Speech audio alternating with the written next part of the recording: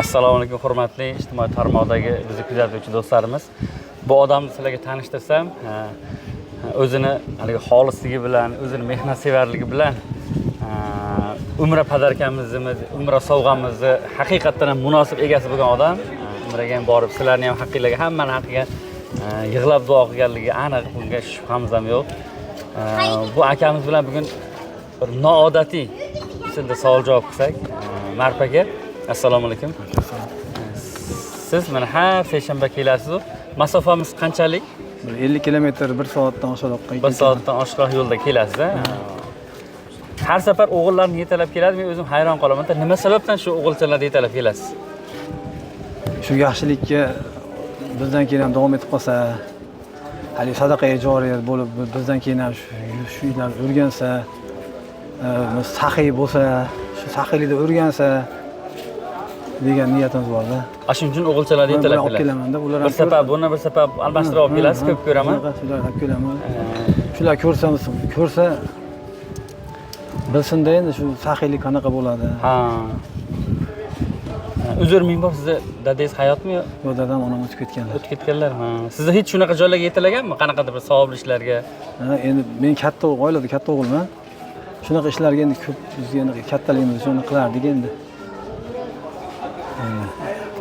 Xo'p, aka, yetim bolalarni kafillikka olgan kafil opalarimiz bor, akalarimiz bor. O'shalar haqida ham baribir bu savolni berishga majburman, chunki o'sha kafillarimiz bor. Siz o'shancha kilometrdan shay kelib savob olib ketyapsiz. Savob xaltangiz to'ldi. Agar ular bo'lmasa, bu savobni men ham ola olmayman, siz ham ola olmaysiz, to'g'rimi? O'shuning uchun o'sha insonlar haqida so'rashligimga majburmanki, ular kimlar, qanaqa insonlar, qanday maqsadlari bor ekan, shu haqida ham bir chuqurroq tushuntirib bering. O'ylab yurgan odamlarda, hali bu dunyoda nonini yeb, bu dunyoda ishni qilib yurgan odamlar bular. Alloh. Endi bizning umidimiz Alloh taolo savobni bo'lib beradigan zot emas-da. Ularga qancha bersa, bizga ham shuncha beradigan umidimiz bor. Ilohim, ilohim. Biz ham shularga o'xshab kafil qilsin. O'zi ko'rmagan, bilmagan odamlarga, tanimagan odamlarga shuncha himmatda endi. O'ta bag'ri keng odamlarda bular. Haligi musibatda turgan odamlarda yetim bolalar, sinov turgan ularga yordam bersa, muhtojga bergan savobi ko'proqda. To'g'ri, to'g'ri. Marp aka, mana shu joyda bitta savol beray. Mana hozir haligi musibatda turgan deganingizni ko'pchilik har xil tushunib qoladi. Shuni siz o'zingiz tushunchangizda tushuntirib berib ketsangiz. Otasi yo'q odam, endi qandaydir bir suyanchig'i yo'q odamda u. Kimga suyansam deb turadi. Unga suyanchiq bo'lib turgan odamlarda bular. Kafillar. Kafillar. Haligi hech bo'lmaganda bu ta'minotini g'amini qilmaydi-da bular. Ta'minotini g'amini qilmaydi-da. O'zi ilmini oladi, endi boshqa ishlarni harakatini qiladi, lekin ta'minotini g'amini qilmaydi. Subhanalloh, to'g'ri aytasiz. Bu amal endi haqqa ham, xalqqa ham manzur amal-da bu. Ilohim, ilohim, shunaqa. Alloh suygan bandalarga buni yuqtiradi-da. Yana bitta haligi sizning ham xabaringiz bor, o'zimizning guruhimizdan bor. Xursandchiligimizni aytsam, bizning oilalarimiz 500 taga 1-2 qadam qoldi, xabaringiz bor.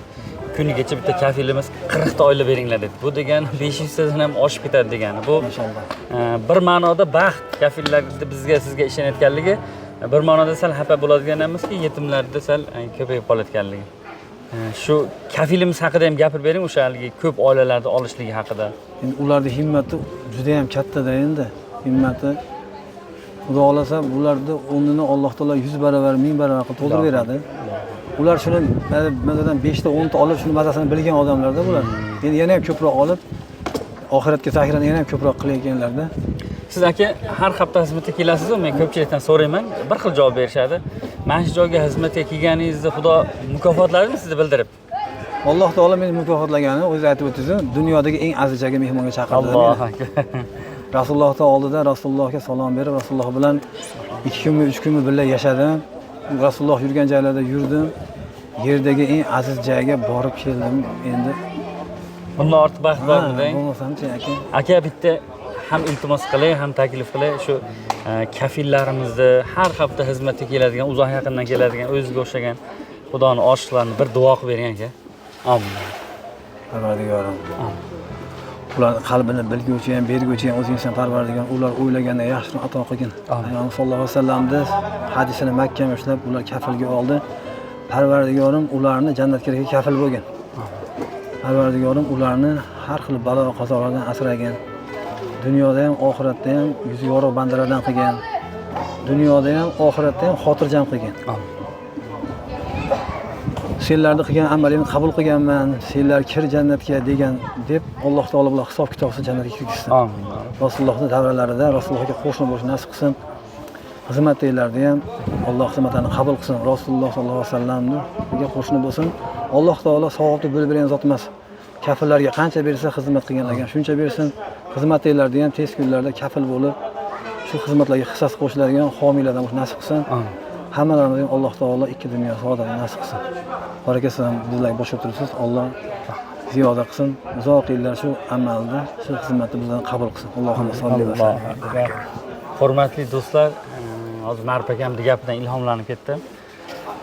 Biz o'zimizcha ozgina yaxshi ish qilib turib, o'zimiz mehnatimiz bilan yaxshilik qilyapmiz deymiz-ku. Shu bizning yaxshiligimizni ustida ota-onalarimiz katta xizmat qilib ketgan bo'lar ekan. O'shuning uchun bizga yaxshiliklar oson tuyular ekan. Mana hozir 50 kilometr dedingizmi? 50 kilometrdan 1 soatdan oshiq yo'lga yurib kelib xizmat qilyapsizmi? Misol harakat qilyapsiz, mashinangizga xarajat qilasiz. Faqat Allohning roziligi uchun kelasiz. Mana shu ish sizga oson bo'lganda, chunki ota-onalaringiz ish qilib qo'ygan ekanda. Xudo o'zi bu bolalar ham sizdan ham ko'p xizmat qiladi. Chunki buni ham ota-onalar o'shanlik aytgan, yaxshilikni ustida xizmat qilib qo'yapti-da. Katta rahmat sizga, salomat bo'ling. Xizmatdan qo'yganim uchun uzr olmang. Mayli, salomat bo'ling.